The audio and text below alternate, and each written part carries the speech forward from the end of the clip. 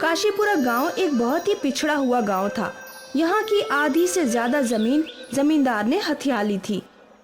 ओ दादी माँ, क्यों बेफिजूल मुझसे उलझने की सोच रही हो? मैं तुम्हें तुम्हारी जमीन का सही दाम दूंगा। बेटा, ये जमीन ही हमारे खानदान की आखिरी निशानी है।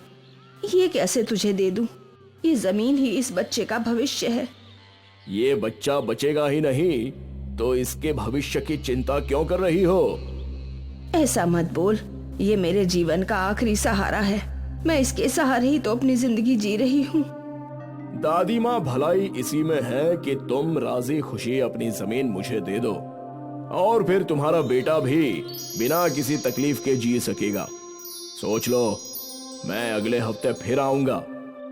बूढ़ी दादी माँ को चेतावनी देकर जमींदार वहाँ से चला गया और फिर मोहन दादी से पूछने लगा। दादी माँ, ये जमींदार बार बार हमारी जमीन मांगने क्यों चला आता है? क्योंकि अब उसकी नजर हमारी पुश्तैनी जमीन पर है। पर हमने उसे कह तो दिया है कि हमें जमीन नहीं बेचनी, तो फिर भी वो हमारे पीछे क्यों पड़ा है? क्योंकि वो जमींदार है और वो बहुत ही क्रूर है। उसने कई सारी जमीनें जोर जबरदस्ती से हथियाई हैं। कोई भी खुशी खुशी अपनी जमीन नहीं बेचता मोहन। तो हम इसके खिलाफ शिकायत क्यों नहीं करते? अगर हम शिकायत करेंगे तो हमारी ही मुसीबत बढ़ जाएगी। इस जमींदार का कुछ नहीं होगा। इसके पास बहुत पैसे हैं जिससे ये सरकार को अपनी ओर घुमा लेगा। तो और कोई रास्ता नहीं है क्या? अब एक ही रास्ता है कि हम जल्द से जल्द जमींदार से लिया हुआ कर्जा लौटा दें, और उसी के लिए तो मैं दिन रात काम कर रही हूँ। दादी माँ, अब से मैं भी आपकी मदद करूंगा और हम दोनों मिलकर जमींदार को उसके पैसे लौटा देंगे। फिर हमारी पुश्तैनी जमीन वो कभी हथिया नहीं पाएगा। बिल्कुल। अगले दिन से मोहन अपनी दादी के साथ जंगल जाने लगा।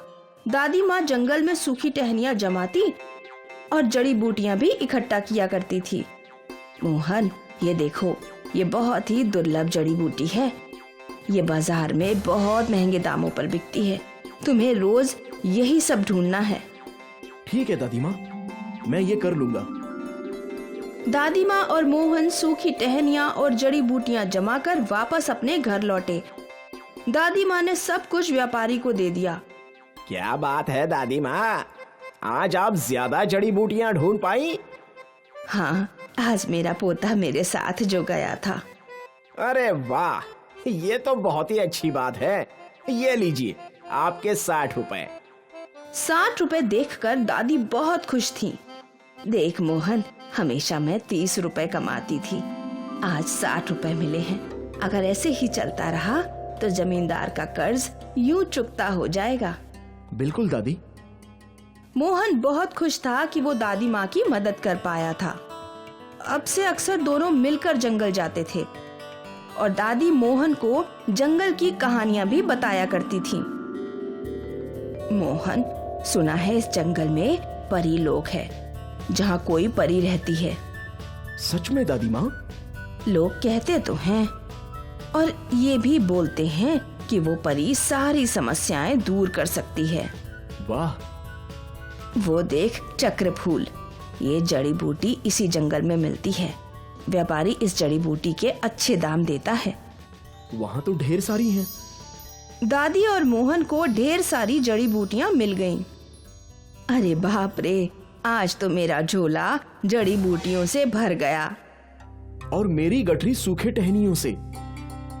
चल, अब घर चलते हैं। रोज की तरह दोनों घर लौटे और व्यापारी ने जड़ी बूटियों के अच्छे दाम दिए। दादी माँ बहुत खुश थी। कुछ देर बाद जमींदार वहाँ आया। क्या सोचा है दादी माँ? बेटा, मैं तुझे अपनी पुश्तैनी जमीन तो नहीं दे सकती, पर तेरा कर्ज जरूर चुकता करूंगी। ये ले 500 रुपए तेरा ब्याज। ठीक है, जैसी आपकी मर्जी। जमींदार ने पैसे लिए और मुस्कुराता हुआ वहाँ से चला गया। वो जानता था कि बुढ़िया उसे जमीन सीधे तरीके से नहीं देगी और उसके कपटी दिमाग में एक खुराफाती योजना भी बन गई। उसने अपने लोगों को बुढ़िया के पीछे लगा दिया। अगले दिन जब दादी माँ मोहन के साथ जंगल गई तो जमींदार के आदमी छुपकर उनका पीछा कर रहे थे। जैसे ही उन्हें मौका मिला, उन्होंने दादी माँ को धक्का दे दिया। बचाओ, बचाओ! मोहन दौड़ता हुआ दादी को बचाने गया, पर तब तक दादी को काफी चोट आ गई थी। वो जैसे तैसे दादी माँ को वापस घर लाया। वैद्य ने दादी माँ की मरहम पट्टी की। अब कम से कम 1 महीने के लिए आपको बिस्तर से उठना नहीं है। ऐसे कैसे चलेगा? मुझे जमींदार का कर्ज चुकाना है, ऊपर से मोहन का ख्याल भी रखना है। आप फिक्र मत कीजिए दादी माँ, मैं हूं ना। अब मैं बड़ा हो चुका हूँ, मैं सब कुछ कर लूंगा। आपका ख्याल भी रखूंगा और जंगल से जड़ी बूटियां भी लाऊंगा। पर तू अकेले जंगल कैसे जाएगा? दादी माँ, आपने जैसे मुझे सिखाया है, मैं वैसे ही जाऊंगा। आप मेरी फिक्र मत कीजिए, बस आराम कीजिए और जल्दी से ठीक हो जाइए। दादी के बीमार होने की खबर जमींदार के पास पहुंची और वो खुश हो गया। अब आएगा ऊंट पहाड़ के नीचे।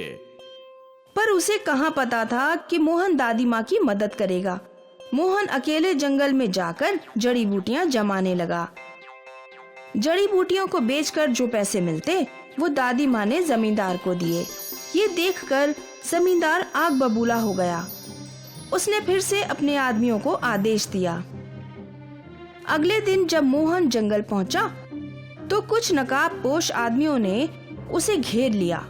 उन आदमियों के पास लाठियां थीं। ये देखकर मोहन डर गया। कौन है आप लोग और मेरा पीछा क्यों कर रहे हो? क्योंकि तुझे सबक सिखाना है। पर मैंने आपका क्या बिगाड़ा है? वो तुझे खुद समझ में आ जाएगा।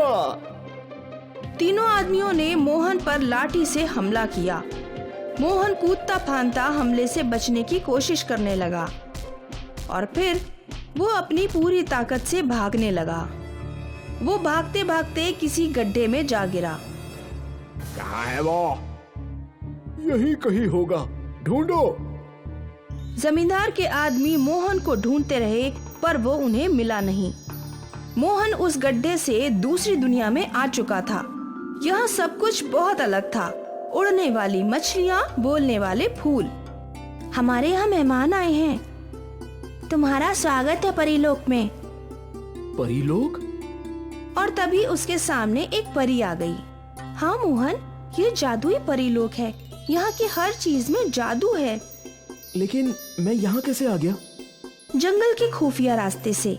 तुम जमींदार के आदमियों से भाग रहे थे। क्या वो जमींदार के आदमी थे? पर जमींदार मुझे क्यों मारना चाहता है? तुम्हारी पुश्तैनी जमीन के लिए। उसी ने तुम्हारी बूढ़ी दादी की ये हालत की है। मैं उसे छोड़ूंगा नहीं। बिल्कुल मत छोड़ना, और इसके लिए मैं तुम्हारी मदद करूंगी। परी ने अपनी जादुई छड़ी घुमाई और मोहन को एक जादुई पत्थर दिया। ये कोई आम पत्थर नहीं है। जब तक ये तुम्हारे पास रहेगा, कोई तुम्हें नुकसान नहीं पहुंचा सकता, और इसकी ताकत से तुम जमींदार को उसके कर्मों की सजा देना। धन्यवाद, आपका बहुत बहुत धन्यवाद। परी ने वापस जादू किया और मोहन वापस जंगल में जमींदार के आदमियों के बीच आ गया। जमींदार के आदमी मोहन को लाठी से मार रहे थे, पर मोहन पर कोई असर नहीं हो रहा था। मोहन ने एक लाठी पकड़ ली और उसे बड़ी आसानी से तोड़ दिया। ये क्या? मुझे मारना चाहते हो ना? मोहन ने जमींदार के आदमियों की अच्छे से पिटाई की। सबके सब घायल हो गए। फिर मोहन ने उन सबको अपने कंधों पर उठाया और जमींदार के घर गया। ये लो अपने चेलों को, अगली बार इन्हें अच्छे से खिला पिला कर भेजना। तेरी इतनी हिम्मत! जमींदार ने अपने दूसरे नौकरों को हमला करने का इशारा किया। मोहन ने एक एक करके सबको पटक दिया। मोहन की ताकत देखकर जमींदार थरथर कांप रहा था। फिर मोहन जमींदार के पास गया। आज के बाद अगर तूने किसी भी गांव वाले की जमीन हथियाने की कोशिश की, तो वो तेरा आखिरी दिन होगा। जमींदार ने हाँ में मुंडी हिलाई और मोहन वहाँ से चला गया। दादी माँ, अब से वो जमींदार किसी को तंग नहीं करेगा। वो कैसे? मोहन ने दादी माँ को पूरा किस्सा बताया। दादी ने भगवान के आगे हाथ जोड़े और उनका धन्यवाद किया और फिर वो पत्थर मोहन के हाथ से अपने आप गायब हो गया। परी का जादू खत्म हुआ।